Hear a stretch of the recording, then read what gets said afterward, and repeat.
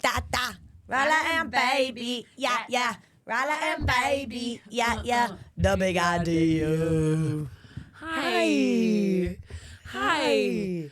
Hi. What's going on, What's man? up? Welcome to Rala and Baby. Welcome to Rala and Baby back. How you doing? This is the big idea. The big idea for today, none other than the big idea behind our relationship. Wow. Wow, you're welcome. Let's take a look.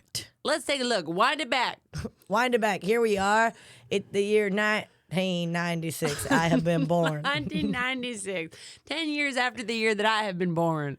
The year 1986? Yeah, the year 1986. I didn't know it was 10. Yeah. Well, it's because I'm at the beginning of the year.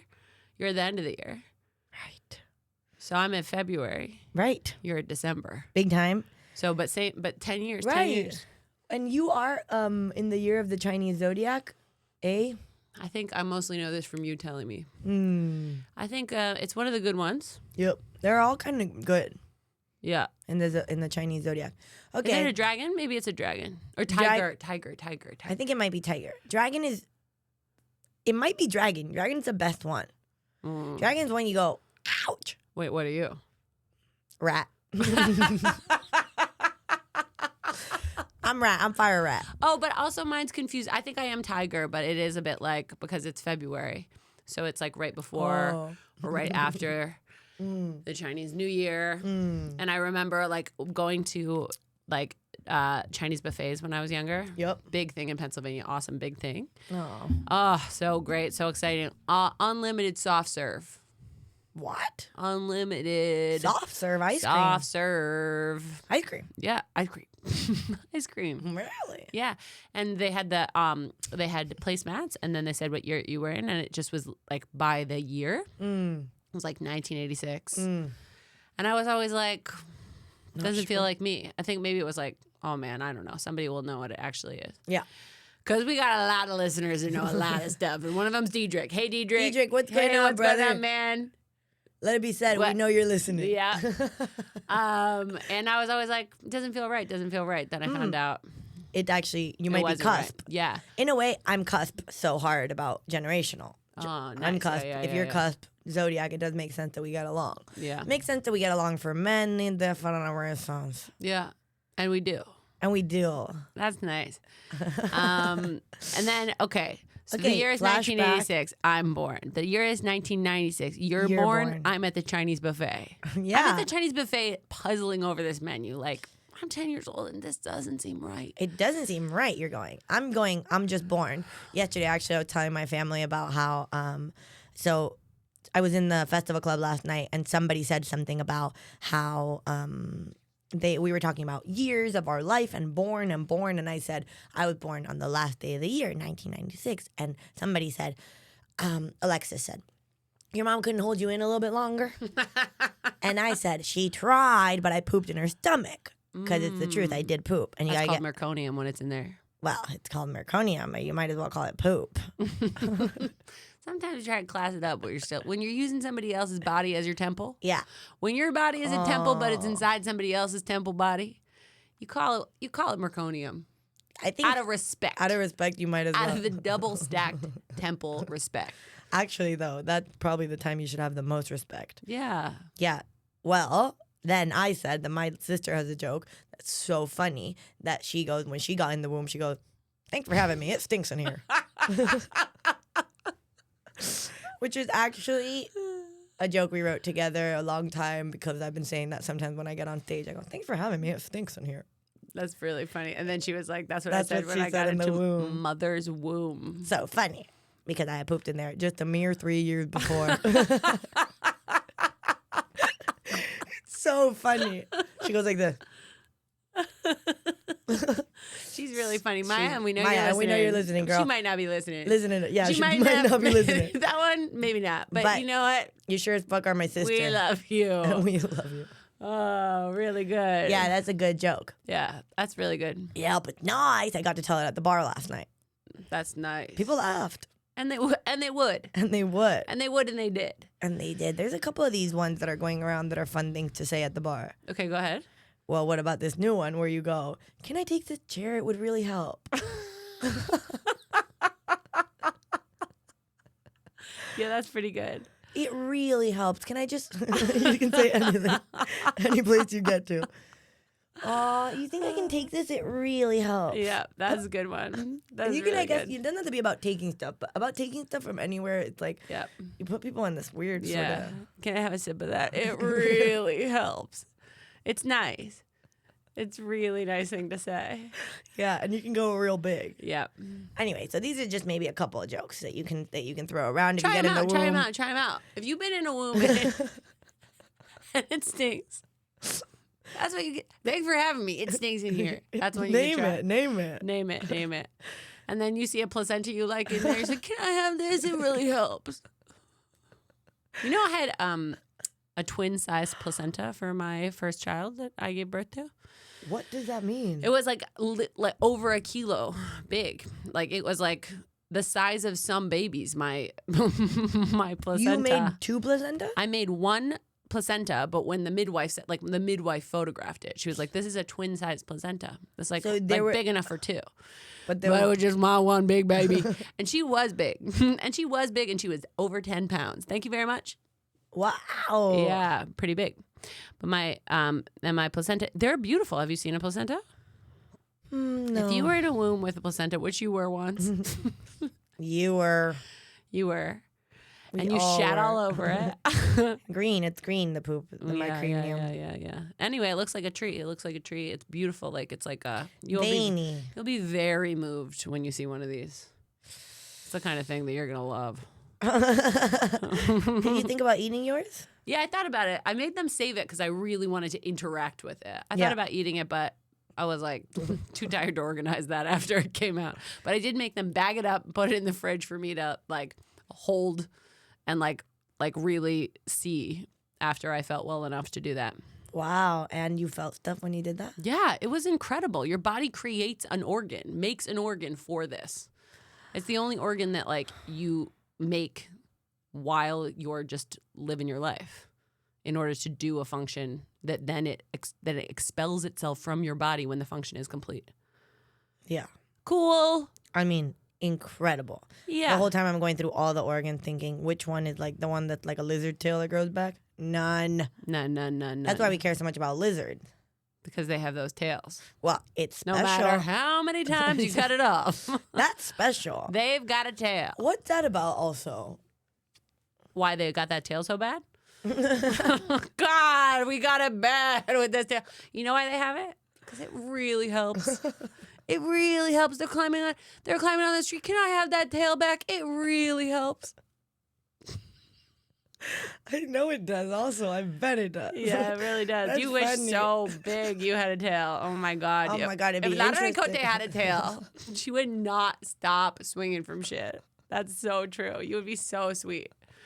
Dangle, Oh dangle, my dangle, God, dangle, yeah, yeah. dangle, I dangle, would. dangle. Fine, I would. When I was little, in Miami, you had lots of lizards everywhere, and you grab them, you press their stomach, they open their mouth, you clip them on like earrings. Shut up. Me and my sisters would do that all the time, and they don't unclip, like they just stay.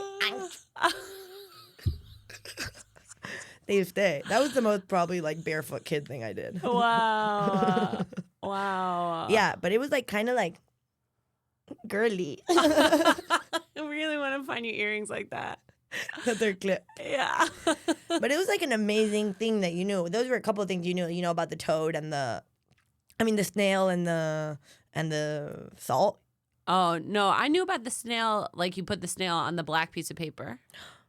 Or a slug. And? A snail or a slug. You put it on a black piece of paper. You let it do what it wants. But it makes like, then when it dries, it's like sparkle paint. Oh, that's beautiful. Sparkle square. Right, snail and the salt. They, you know, Yeah, it sounds like that's probably not so good for them. they foam. They become foam. They like, Wow. it's like a horrible thing that happens to them. Happens when you do it. Yeah, I didn't do it, but people around me did it. Oh, wow. It was like those kids Yeah. that are like how to learn murder small time. You know what they are like now? I'm only thinking of one guy specifically, Yeah. and I think he's nice, but I haven't seen him again. It was, I don't know. But there's some of these, like, I mean, the snail and the salt, they, you know, they like, Yeah, there's some interesting people that I grew up around that were like sort of like it's mainly Americans, I have to say. Mm-hmm. Sorry. It's okay. Okay. But there weren't that many Americans, but the Americans were the ones that were a bit more like Foaming the snails. yeah. I guess because maybe the Latin American ones, they had other stuff to do. Yeah. They had other stuff to do. For example? Be with their family at a gathering. Wow. It seems like we should be giving that to more people to do. Yeah, I don't think everybody loves being at their family gathering, but I do think it Distracts you from distracts foaming the you. snails. Yeah. Yeah. And, okay, let's say about our relationship. Which one of us is foaming the snails? Which one of us is at a gathering with our family? Aww. In every relationship, there gotta be one of each. And we both want to be the one with our family. Obviously. Oh, what we can't. We can't. We have One to of us has to pick. foam the snail. I didn't even know about it. I think it has to be you. Okay. But you have a really nice family to gather You have a really with. nice family to gather with, too. Okay. How about for just for this hour, nobody has to foam a snail? Okay. Okay. I guess we made the rules. That's one thing that's true about rules. Come on. New thing I'm discovering. I probably have said that every episode, though. Come on. About rules? Oh. Yeah. Well, that's one thing that we will have one. That's rules versus rituals. Right. Well, one thing about rules is I do like, and this is a common thing said about creativity, that like when there are boundaries, that's when you have creativity. If there's like, if you have to figure out how to do something with some rules, it can help you. Right. It's not So blank page. Yeah. I like the way that my mind works when there are some rules to get around, but that is what I'm always trying to do, is get around them. Yeah. Limitation. My mom always says that. Learn the rules so that you know when to break them. Love that. She told me a lot of stories just now of like different ways. It's so interesting because like I want to just appreciate her for exactly what she's like and not try to like teach her that like I don't think she should do that. And like remember, what if everybody did what you did, then it'd be a bad society. It's like that's always, it's just like obviously she knows that already. She's 62. But like right now she's in Italy. She was in Italy with my sister, and she's like, they got there late to the airport, of course, and like they found a way to like there was like 500 people on a line, they said, and like they didn't have to wait even a second because Maya went through the European one. My mom didn't have a European passport, and then they said to the person like, is it possible that my mom just comes with me? And they were like, no. And then Maya was like, immediately Maya hears no, and she goes, how do I figure this out? Not like, no, okay. And like she knows because that's the same way my mom is, and it's like, we have to get through. We're gonna get through. There's nothing that's gonna stop us. There's no question in our heart. And like she just went into the middle lane, pretended she was like tying her shoe. Oh, no. Goes to my mom, come here, come here, come here. My mom gets down in the bottom. They go fast to the middle. Like it's like, and they get out there like, yeah! They're like high-fiving, jumping. And it's like, and my mom tells it to me like the way I raised her. And it's like, yeah, you did raise her like that. And she's a sneaky. And That's so is so literally funny. everyone in my family. They're so sneaky. But you know what's so funny is like, What? I am not sneaky, You're not. but I would have got through that line. Yeah. It's actually, I mean, feel like when I was listening to that, I was like, oh no, like this is because this is how I operate. And I'm like, oh, it's not. It's not how I operate. no, sometimes though, if they say no to you, Yeah. what would you do? If let's say somebody's like, they just say no. I would accept that. Right. I would accept it, or And I you would would be miss like, your flight? I would be like, no, I would be like, listen, I totally get it, and this is, or I would be like, and I really want to listen to you, and I'm gonna listen to you, but I am gonna miss my flight, and if there's any way you can, I would just like, And what did they say? No. then I would go do what I was supposed to do. I have done this before because there's like a thing in the Copenhagen airport. And they and I didn't know this, but there's this like second security that you had to get through to get to the UK one, and they moved my flight time back. I literally this time, and I have done many things wrong in my life before, but this time I was on time. I was doing everything right, and they moved the boarding time and the takeoff time like backwards so that it was earlier. Crazy. And there was this whole long security line you had to get through that like nobody knew about. And so, and I went up to the people and I was like, can you help me because this just happened? And they were like, no. And I was like, are you sure though? Because mostly people do want to help me. Yeah. And they were like, absolutely not. Yeah. Go to the end of the line. And then I went to the end of the line and I went up to every single person in the line and I said, I am so sorry. They moved my flight time back. Can I go in front of you? And every person in the line let me go in front of them until I was up at the front, and then I got on my flight on time. But I just had to do the nice thing to every single person instead of the one person with the power to just do it. But then I could go on. I've had it where I've done that, and then like the seventh person has been like, nah. And I'm like, are you sure? Yeah. They're like, nah. But also, if I have done something wrong, I think I am willing to accept that, like, Yeah. like, but Me it's too like, sometimes. yeah, I think it's also okay. I also think I'm not devastated by when I Miss a flight. miss, if something like that happens to me, and I think this is also why many things do work out for me, is because I feel like if I'm really going to miss a flight, then there has to be something in that for me. I don't know if that's like really rational, but it doesn't matter to me if it's rational. Rational. Never say that word in this podcast. Because it just feels like, well, it does help me all the time. It helps me all the time to think that. And so, like, if I'm really going to miss a flight, I'm like, well, like, great. So something's like, what's going to happen? Yeah. Like, I feel curious. I feel interested, and I feel like... Yeah, I like that way about going, like, so much more. Because sneaky, to me, brings a negative sort of... Yeah. I don't like it, but my mom gets, like, a bit of, so like... cute, though. It's just funny. Like, it's definitely funny. And when I'm thinking of them doing it, I am, like, delighted. Like, the way they do it Yeah. is, like, unfortunately delightful. yeah. Like, that's one thing that's, like, it's funny the entire time. It's a game my mom is playing, and, like... And I know also that they're both people that are making nice things happen for other people in these like magic special ways all the time. No, definitely. I'm not holding anything against their sneakiness. I just like I would probably not do that. I feel the way I feel about it is like, guys, but also like, yeah, my mom has done some, like, she told a story just now and I was like, you can't. And she was like, remember? With pride, she's saying, remember when we went to go see I think it was one of, like, the Barcelona, like, things that you want to see there. I don't know, La Torre, whatever the fuck. One. Yeah. La Catedral, that one that's, like, gloopy. That La Sagrada Familia, I think it was. And we go to, and I don't know if it's Barcelona or Spain. Literally, if you're angry about that, come on.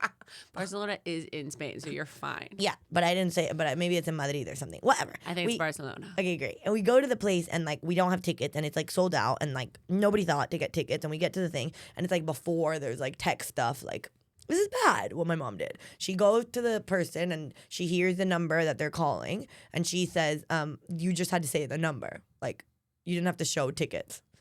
You had to say the number. And she says, my family's 287, whatever. And they're like, how many? And it's like, 5 for 287, 5 for 287, yeah. We all go in, and, like, we took somebody else's tickets, and we saw La Sagrada Familia. And I go, but what about the person who get there? She's like, they weren't there. I'm like, what are you saying, though? She's like, they weren't there, and if they get there and they show their ticket, they have their ticket. We didn't have their ticket. Somebody didn't pay attention in the way they should have. What, are we not going to enjoy La Sagrada Familia? It's like, but don't be that way about it. She thinks it's okay. She actually thinks it's okay. Like, she thinks it's a little bit funny, a little bit like, I don't know, like, is it that big of a deal? And it's like, kind of, for some people, yeah. Some people are really kind of like, oh, this sucks. You shouldn't do this. There is, like, though, like... Right, like if she knew that like those people could like and if they whatever, there is a way that it doesn't matter. You just don't know. Yeah, there is she a way. She assumes that most people will feel the way she feels about it, right? Which Which is like quite light about it, but also still not simple. And the way I feel about it is not like, oh yeah, that's something I'm gonna do, or like that's a behavior I'll take on, but like I watched it my whole life. I watched that There one. are also like victimless crimes like that. And those things, like, I have been in situations where I'm supposed to like uphold rule. Like, there are rules that some people are upholding that they don't care about, believe in, and that don't matter. And those are the ones where it's like for instance, I know that sometimes people have tried to get into my shows without tickets. And personally, for me, I would love to have them. Yeah. Like, if you want to come to my show, Yeah. and there is a seat for you to sit in, My goodness. I would much rather someone sit in my show than not. But the rule is you have to have done this thing. And so, like, yeah, so I sometimes talk to the people. I'm like, if that happens and you think they're nice, like, please go ahead if I they know. can. But most of the time they can't. Most of the time know, they're like, because these of, are the like, rules, fire these are the rules, safety. the rules. But also it's like, But, yeah. and also it's true because they're not the ones at the top. They're not the ones who decide. Yeah. And it's like they could get fired for letting, and that sucks, and they shouldn't. And like you obviously don't want to put yourself at risk of losing your job. But the more and more that things are like, the more there's getting to be less room in society for people to make calls based on the feeling that you have from a person. And I rejoice every time it is available to me. And I know that I benefit from that so greatly, and that I'm living in a world which is like, that is less and less of an. I try to teach this to my kids. I try to teach this with the kids I worked with. If you give someone, if you also give the person who you're asking something from the benefit of the doubt, and you're just like, you listen to what they say, you follow like whatever, but you also like tell them every single detail that you think might be relevant, they might be able to help you, and they probably want to. They do want to. They probably want to have an interaction in this day where they know that they were thought of as a person, they thought of somebody else as a person, and they got to like make something work. It's so interesting because, like, when earlier you said rational and stuff about, like, maybe it's not like, that is exactly, like, you wouldn't think of it as rational because maybe it's not, like, doesn't follow from the decided rules about how, but I can't even finish that sentence. I think it's like too, like, because people talk to me when they notice this about me, that like whatever, they're like, wow, like, that wouldn't work for me. I'm like, I think it would. Like, but I think what happens is like, that it doesn't come from, I really think that this is true. And I would love your input if you think, I don't think it comes from like an entitled place inside of me. I don't think I am entitled to break the rules. I believe it comes from a place where I believe the person I'm talking to is entitled to make a decision. Like, I don't know. I feel like it's like a respect thing. And I also really know that I am willing to accept a no. Like, I'm not like gonna be pissed if somebody somebody makes me follow the rules and I'm trying, like, whatever. I'm not gonna be like, I don't know. I just am like, I'm trying to have human interactions all the time. Yeah. And sometimes I get to give something in them. And sometimes I get to accept something that other people are not getting to accept. And I really appreciate it also. Like, really, I do. Okay, you touched on a couple of things that I wanted to talk about. Please. And one of them, like, okay, we talked about respect last time. And there's something about, like, exactly this is like you giving somebody the opportunity to do something nice is a way to see them as a whole person, and is a way that we were talking about that, which is like what Peter Hamburger has We're gifted. talking about Peter Hamburger. Well, I mean, at least a little bit, because that has taught me an invaluable lesson that I feel all of the time, which is like getting to do something for someone is a way to like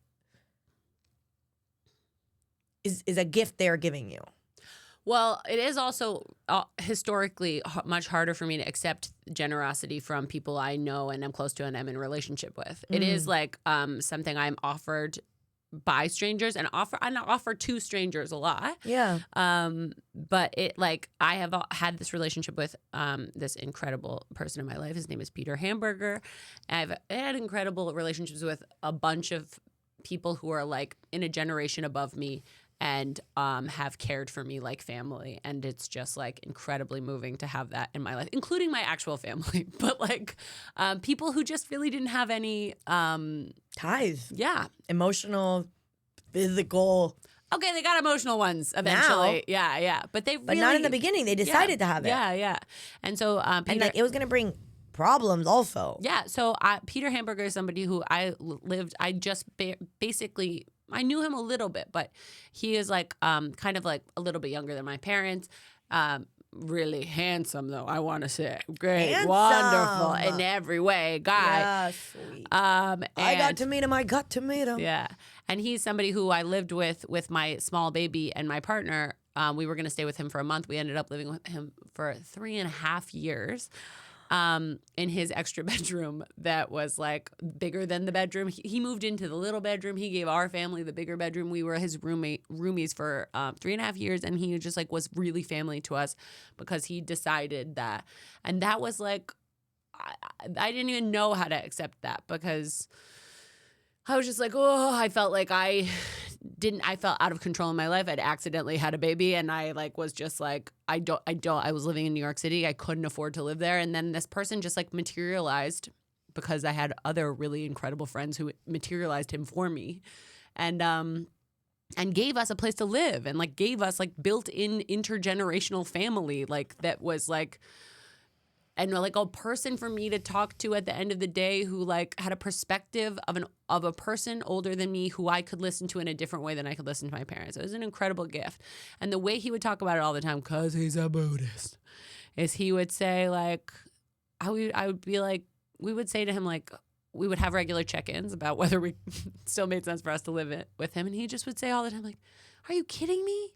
This is such a gift for my life. Like, when am I ever going to get to live with a young family again? Like, he was saving our whole lives, and he was like painting it every time we talked about it, like that this was a generosity that we were doing for him.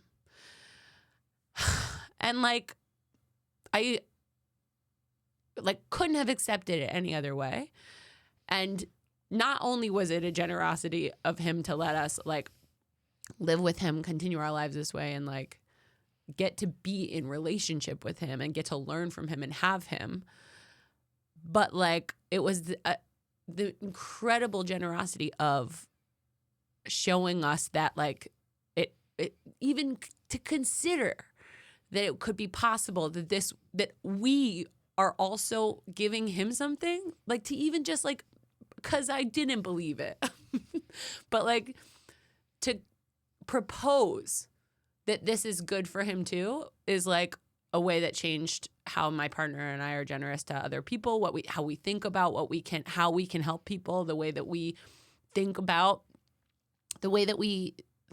what it is to get something from an interaction. So it's very good. It's like revolutionary is what it is. Like it's like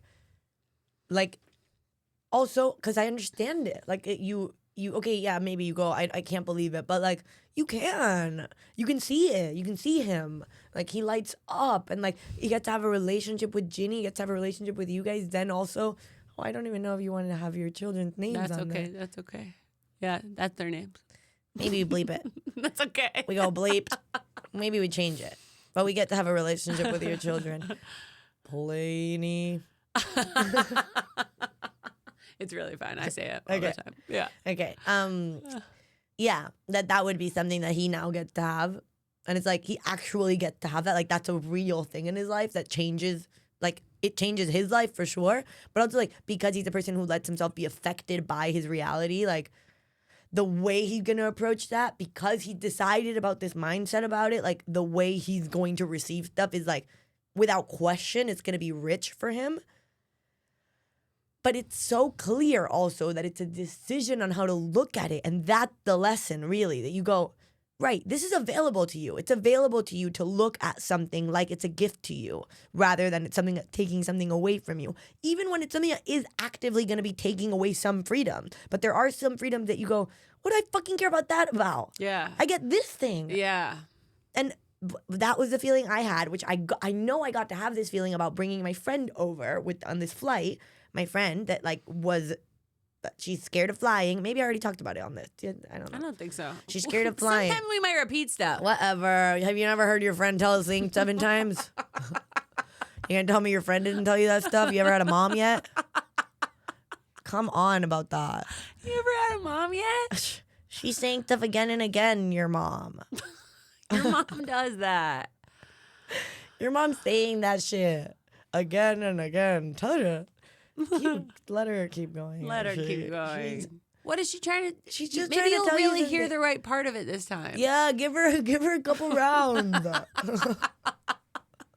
And let her figure out if it was on a Wednesday or a Thursday Let morning. her figure it out. It's She doesn't know at the beginning. Actually important for her to go back and be like, did the trash get picked up? Yes, and that was the day that Sally called because Sally is a good oh name. my God, it's good. Good American name. Anyways, my friend, is scared of flying, has a phobia of flying, and hasn't come to Australia in a long time. 11 years or something, or 9 years. She's Australian. And she's Australian. She's from Melbourne and lived in Amsterdam. We're friends. She's a comic. She's so funny. I love her. But I don't have I don't get to see her very often anyways. And we saw each other every once in a while. She's who I came up with Soul Soup with. Her and Izzy, actually, the two friends. Anyways, that's a concept that we were thinking about in terms of what happens after death. Soul Soup is nice. I like it very much. I like it very much.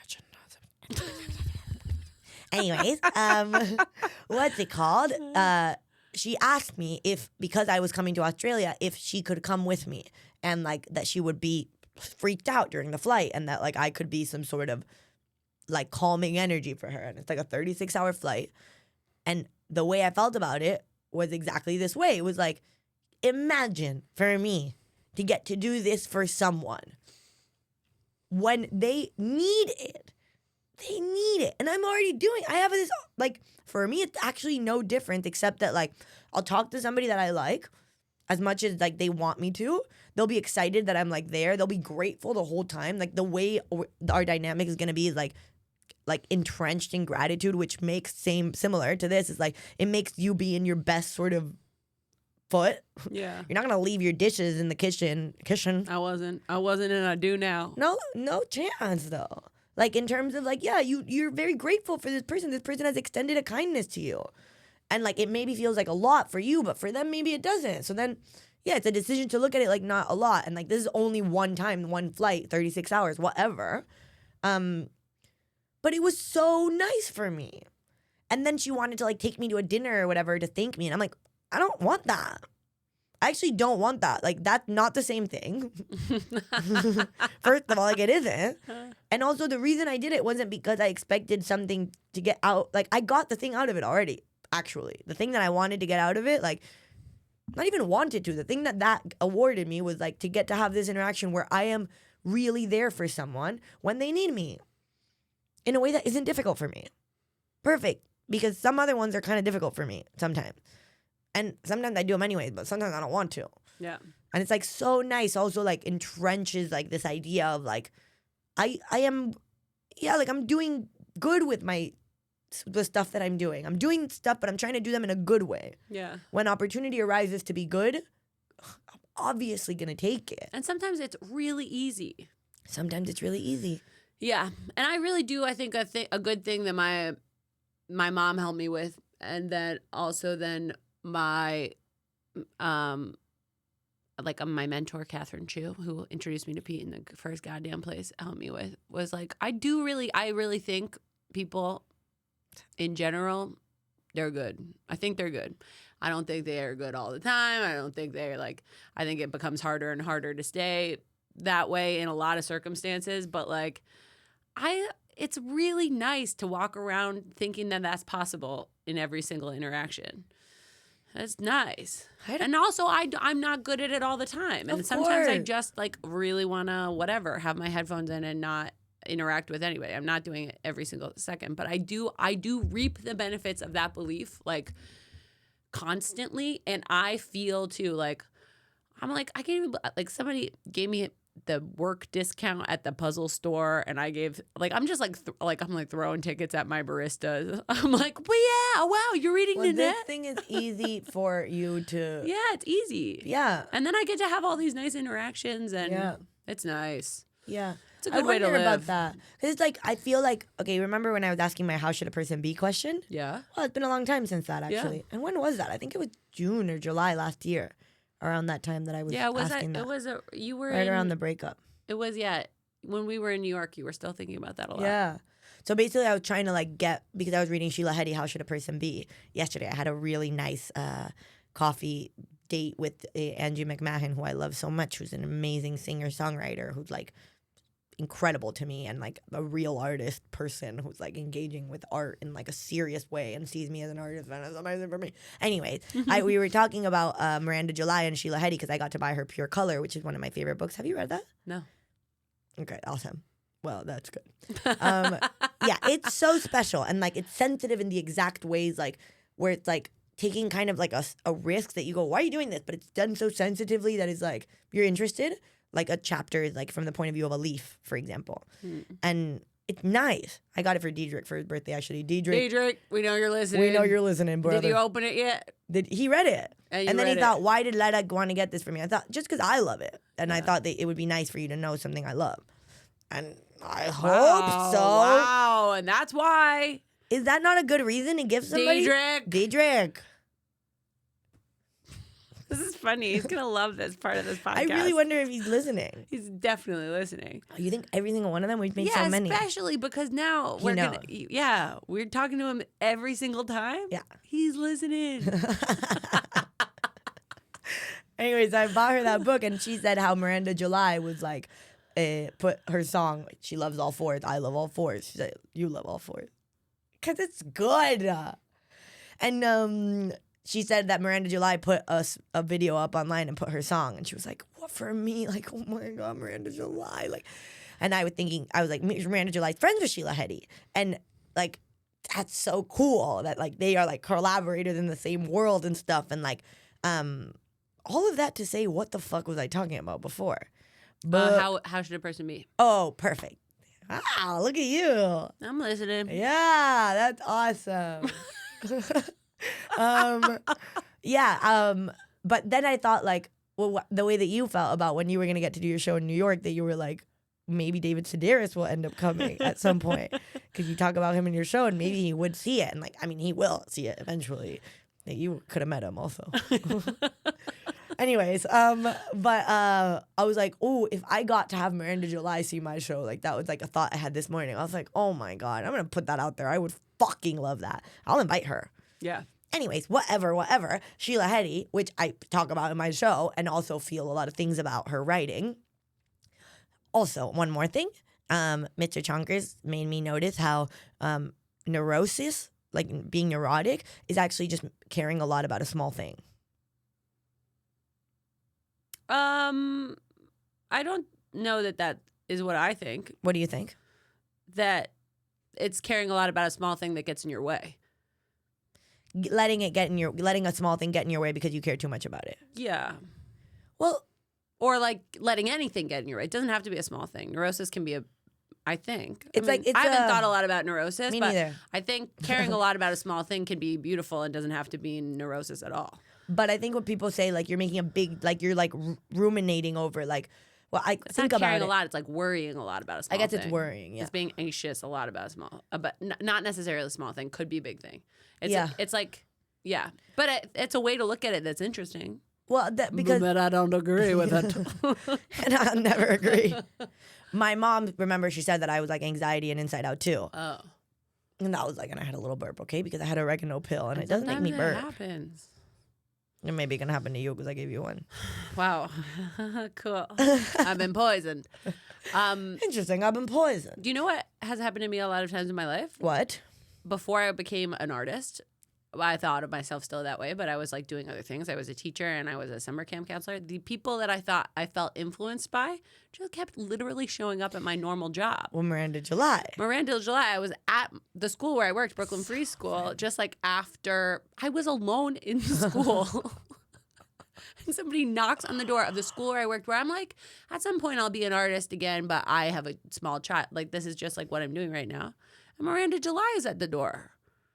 Miranda July is at the door going, hey, like, I want to do a photo shoot in this building. Could I do that? And so, like, I, like, let them in, and they do a photo shoot for Bust magazine. And I would have to hang out until it was done so I could lock up at the end. Is how I remember that going anyway. But I was like, that's crazy. And then also, I was, like, not really interested in doing comedy yet, but kind of, like, knew that there was, like, a pull. And then I was Judd Apatow's kids' camp counselor. And it was like, yeah. And I was like, Leo's friends with her. That's nice. No, I think he's friends with. I was Iris's camp counselor, whatever. But anyway, I was just Crazy. like, but yeah, it feels like there are artists though that I think like you feel a tie to, and like it's for a reason, and it's for like a reason that maybe you meet them in real life, or maybe you just like are artistically connected to them. But it's like the tether thing. Like I feel a tether to certain artists. And some of that is like because I'm like, and I feel like I know I'm gonna meet them. David Sedaris isn't actually one for me, but I did think like because he had been invited. I was like, that would be crazy. That is crazy. Yeah. But there are people that I'm like, oh yeah, I got one this way. I don't feel it either for David Sedaris particularly. Yeah, I liked going to watch him. And thank you very much and for big your time. work and big time good job. Big time good job. Thanks for the bit you've given me. The attitude he takes. He's got a very funny attitude. Also, when I watch him in the a center in London, I can't remember which, and he was doing his reading of his new book, and he had like a beat poet open that was like doing some really like funny kind of like so weird. Like also, I don't know if this is called beat poet actually. Beat poet is like from the Beat generation. He had a poet open for me too when I saw him in Copenhagen. Right, maybe they're traveling together. But he was like, Irish, I think. Yeah, I think. Yeah. And he had done a couple shows. That's funny. I didn't even know you went to him during that one. That's Zoe funny. invited me. That's I funny. never thought to go to that. Yeah, I got invited too. I liked that I went. I liked the experience. Me too. It inspired part of my show. Yeah. But it was also like he talked about whether it should be okay to hit kids for like a long time. And I was like, no. I was like, I've got your answer. David, Sir David. My hands up. It was funny, kind of, but it was also like, it was funny like the first time. Maybe it was a little funny the second time. The third time, I was like, you really want to. Right. It's like, you really want to. Yeah, that's interesting. And he doesn't have any, no? No, he doesn't have any. And also, I think he did know not to. Yeah. Yeah. I also think, I mean, not even about this, but like, when I go, you talk about something for a long time, and like, I go, I think you should talk about it for a long time, even though it's something that you feel like know about. And I think like, no, I don't think you should hit anybody. But like, I think that if you have a lot of questions around it, you should talk about it for a long time. Yeah, we were just talking about this in the bathroom. What? Because, well, there are the rules that everyone has agreed on. And hitting children is one of those ones that everyone should keep. Yeah. But we were talking about a different thing about like whether it's okay for someone in your life to tell you should talk about something more or something. Well, I would like to say even yeah, great. Because please do. My I've been through this whole thing with being hard of hearing that's like interesting for me. The way my dad related to it, like I know it's difficult for him. My dad has a difficult thing with disability. It's so sweet, but he's like, he can't look at some parts. He really looks at a lot also, but he can't look at some parts. And there's a fear that I have that is that if my mom wouldn't have been so active about hearing aids, my dad would have been like, don't worry about that. You don't need that. Which, by the way, yesterday we found out that the gene comes from both of their sides. Oh. Gala's doing some gene research because she's like that about being pregnant and stuff. And apparently it comes from one from my mom, one from my dad, and that's why we had a 50% chance of getting it. Two of us got it, one of us didn't. Wow. And then probably her kids won't if her husband doesn't have it. I was being funny. I was like, hope he has it. And then everybody's like, but it's so like the way it feels. It's like I don't know what the right answer to any of this is. And also really sweet. Yeah. Like if that kid does have it, they're coming into a really great family for that. Abby yesterday, a whole family of hard of hearing people. Shut up. A full child, hard of hearing older brother, two more sisters, hard of hearing, mom, hard of hearing, dad, not hard of hearing. The only hearing one, they said, that they came to my show and they brought their 6-year-old. I'm going, no. pussy, magazine. I'm going, cunt, bitch, shit, fuck. I was like, I'm so sorry I said so many bad things. They were like, we're hard of hearing, whatever. Did they say? Yeah, they were funny. I gave him a hug. We had took a photo. It was like, I cried, of course. It was like really moving. Crazy. Anyways, nice and interesting. And thank you type of thing. Like, so interesting for us and so nice. And I was like, thank you. But like not a real conversation, like in the end.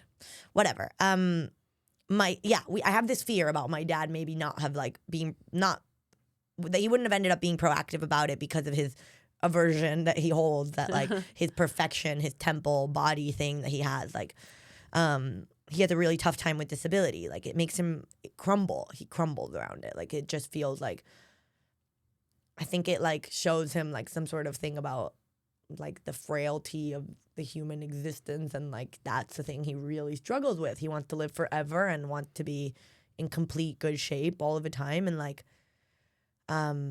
he's very sensitive. He's very, very sensitive to how he feels. And I know all these things about him. And so I understand sometimes when he's a bit rough with stuff, like he pushes it away because he hates crying, and he cries every day a couple of times. And he can't help it. And he's so tender. He's so tender, my dad. Oh, and it's definitely 45 minutes in. Incredible. Why don't you finish this story, and then in the next episode we'll talk about our relationship. Then he basically didn't talk to me about it at all. My mom has talked about it, but my mom also cries when she talks about it. It's not easy for her because she's sorry. Like she's like, I'm sorry you guys have to go through this thing. And also the way she does it is like this funny thing that my sister has really taken on, which is like, you will do everything that everybody else can do and better than them. And then when people find out that you're hard of hearing, they're gonna be like, and they could do all that. And on top of that, they were hard of hearing.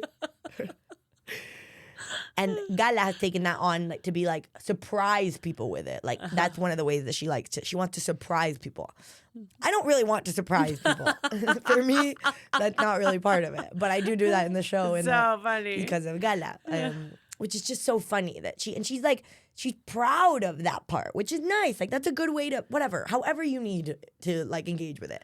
Anyways, I was going through this kind of like big thing. That's what I'm talking about in my show, which is like in New York, I like had a big like slap in the head about being hard of hearing and sign language and like all the ways in which I haven't looked at like all the feelings I have that I hadn't looked at. And I was telling my dad about it, and at the end of the conversation, he's like, yeah, like, Lala, you should really make more jokes about that. People, like, you should make more jokes about being hard of hearing. Like, just more jokes about la sordera, which is, like, the deafness. Make more jokes about the deafness. People love it. I love it. It's really, like, hard hitters. And I go, don't talk to me about that. And I have this, like, pretty, like, boundary reaction where I'm like, Dad, like I'm telling you about this moment I'm going through right now, and your like lack of sensitivity is like you're gonna laugh through telling me to make more jokes about it when like I'm going through the part. Also, you don't get to tell me what I make jokes about, especially if you don't want to engage with it. Do you ask me how I feel about being hard of hearing before you tell me about? And next time we talked, he did. And like, no, he's like, I think we should talk sometime about, like, on his own, like 2 days later, I think we should talk sometime about how it feels. I never asked you. Like, as if it was his own idea also, which I love when he does. And I'm going, I love you. You know, like I can't even have like that reaction also felt performative. And that was the thing we were talking about, which felt like, right, this is an idea that I know is like, don't talk to me or my family ever again about something that's like a sensitivity. But I don't have that with him because I have like, I know why he couldn't look at it. I understand it. I see him so hard. And like, he doesn't mean it in any bad way. And also, I know that. And I can take it with like, I can really take it. Just like with my mom.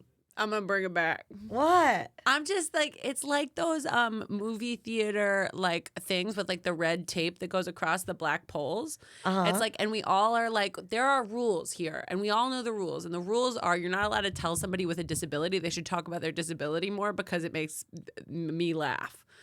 We know that's a rule. There's a red boundary there. But like, this is connected to the idea that like, yeah, there are rules and we can all accept them. But then there's a person standing by the pole. You're allowed to go up to them and be like, but what if, can I actually get in here?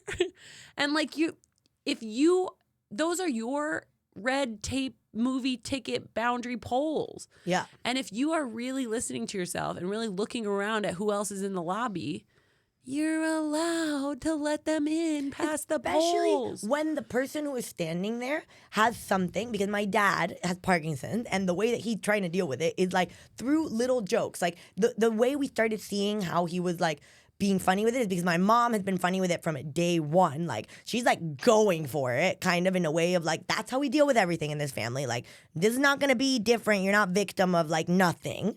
Because his finger moves like up and down, up and down, up and down. And my mom says like, that's your dad counting money because he's cheap as fuck. And so then like he liked it, and like he tell people like, Gabi says this is my money counting finger, whatever. And it's funny and like it's nice. And when my dad is able to retell the jokes that exist around it, I know he's going like. I know that's how he. Oh my god! The other day, also Maya was like, why? Oh my god! You're. What did she say? We were in the park, and he has his shirt off, and because my dad can't like anywhere we're going, like as soon as there's a little bit of sun, like we are inside of a place, whatever. His shirt's off immediate, and we're in London. It's maybe 15 degrees. There's a little bit of sun. He's on a bench, no shirt, and Maya's like, oh my god, put on a shirt. You're shaking. He's like, I have Parkinson. And it's like so good, like immediate answer where like he's kidding but he's not, but like he is able to say and like, and then what? When yesterday I was telling Angie about this story and she said to me like maybe the way that he's like allowing himself to get close to you is through the humor thing, where it's like his way of being able to talk to you about it is like through this, like that's the thing that opens the door, like, and I actually know that. Yeah.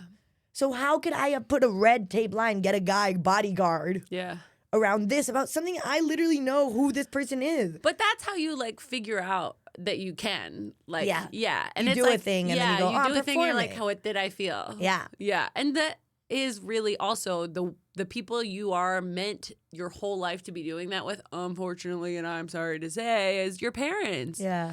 And it's actually really special. And that is like a cool, incredible thing that you get to have, because you also get to go back and be like, actually, go ahead.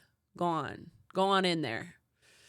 It's nice. It's nice. It's really nice, actually. If you haven't tried having parents or children before, you should try one or the other. One or the other, at least. Unless you're David Sedaris, don't have any kids. If you are not hit them, don't hit them.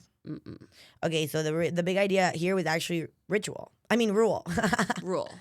We didn't talk about ritual one bit. But we will someday. But I mean, in a sense, like rule versus ritual, it is what we're saying a little bit. Oh yeah, that's really good. Yeah. So I this think is this at episode. some point, So I feel funny. like we'll get farther into these and we'll realize we could make a whole hour of comedy out of any single episode we do. And that would be great. That'd be great. We'll try it for 1 week. We'll make 7 episodes. What 7 if? hours of comedy. What if? So Okay, this thank was you rule so much. versus ritual. And this is Rala and Baby. Rala and Baby. The big idea. Boom, boom. Boom.